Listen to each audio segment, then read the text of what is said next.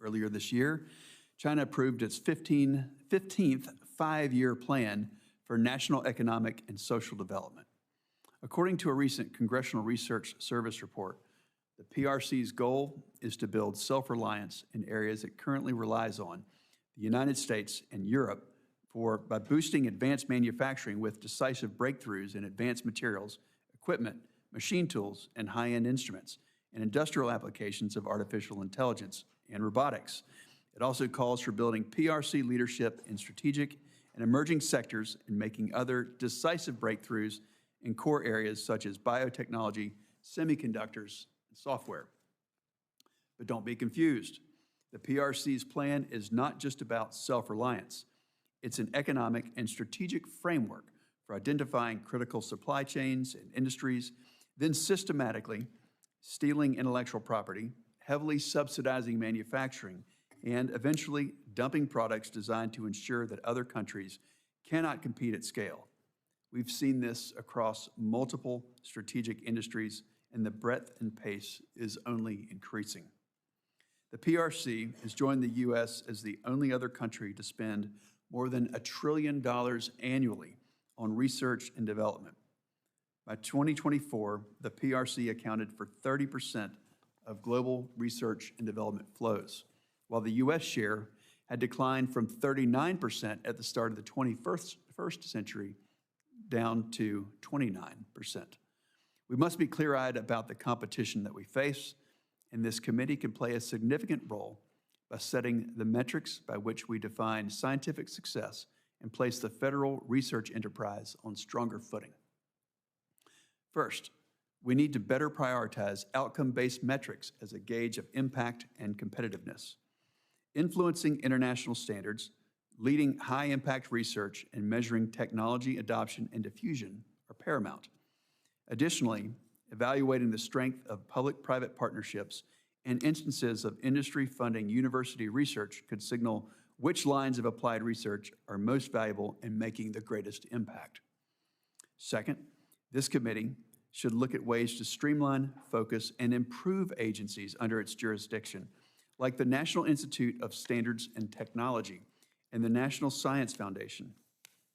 Dr. Copon, during your time as NIST Director, you authored an important white paper titled Return on Investment Initiative for Unleashing American Innovation, which recommended improving tech transfer, strengthening R&D partnerships with the private sector, and improving access to federal R&D assets for businesses.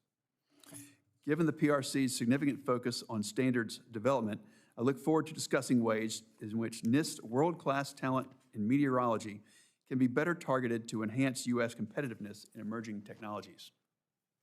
Finally, this committee should look carefully at Chinese scientific and intellectual property theft, which significantly undermines American economic dominance and national security. I firmly believe that the U.S. is well positioned to continue to lead the world in the amazing discoveries and breakthroughs that inspire countless young men and women to engage in science and build the technologies and companies that shape the future. However, we are at a critical inflection point if we want to maintain and improve that lead. We can help secure that leadership by rethinking the metrics by which we determine success, streamlining our world-class science agencies, and looking for ways to further partner with the private sector on shared applied research priorities. I'd like to recognize Ranking Member Baldwin to deliver opening remarks. Thank you for joining me. Thank you, Chairman Budd, for holding this hearing, and thank you to our witnesses today for being here. Chairman Budd and I share a commitment to ensuring America's global leadership in science and in innovation.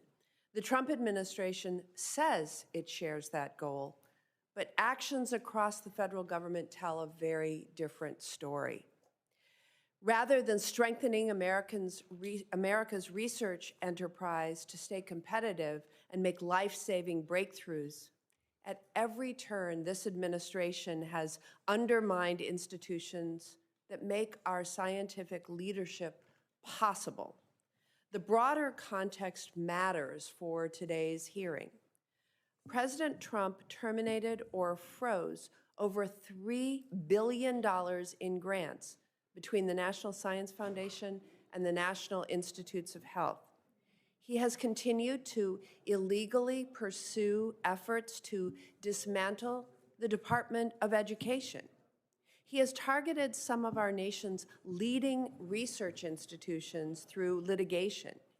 He revoked over $200 million in previously approved Tech Hub funding, and most recently, he proposed a rule that would empower the administration to weaponize federal grants for political purposes.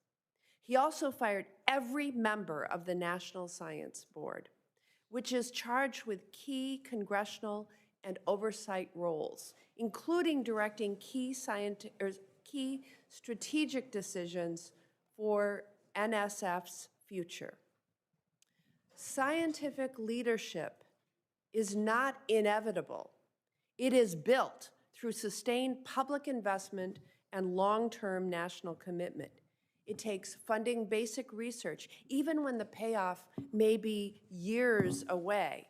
It takes educating and inspiring the next generation of scientists, engineers, and innovators. It takes equipping our national laboratories and research institutions with cutting-edge technology and tools they need to succeed. If we want to ensure that America is a global leader in scientific and technological advancements, we cannot continue to let this administration continue down this path. Congress has both the authority and the responsibility to stand up to this administration when it undercuts science in such a dramatic way. We write the federal budget. We should be strengthening, not dismantling, public education, research institutions, and our national laboratories. We should be expanding and not cutting the investments that fuel discovery, drive economic growth, and keep America ahead of our competitors. That is how we win the future. And I look forward to hearing from our witnesses. Thank you, Mr. Chairman. All right, thank you. I'd like to introduce our witnesses for today. Our first witness is Walter Copon, Vice President Emeritus for Research and Technology Transfer at the Colorado School of Mines. He's also a senior advisor and co-founder of Renewing American Innovation at the Center for Strategic and International Studies. Under the first Trump administration, Dr. Copon served as Undersecretary of Commerce for Standards and Technology and the 16th Director of NIST. Our second witness is Dr. Drew Endy, Director of Biostrategy and Leadership at the Hoover Institution at Stanford University. Dr. Endy has extensive experience in biosecurity and currently serves as the Defense Science Board's Emerging Biotechnology and National Security Task Force. Our third witness is Robert Atkinson, founder and senior fellow at the Information Technology and Innovation Foundation. Dr. Atkinson previously worked as vice president of the Progressive Policy Institute and directed technology projects at the Congressional Office of Technology Assessment. Our final witness is Julia Phillips. Dr. Phillips is a science policy advocate. She spent 20 years at Sandia National Laboratories, where she led research strategy as vice president and chief technology officer. Dr. Copon, you are recognized for 5 minutes. If you would pull that microphone up close and make sure the talk button's on.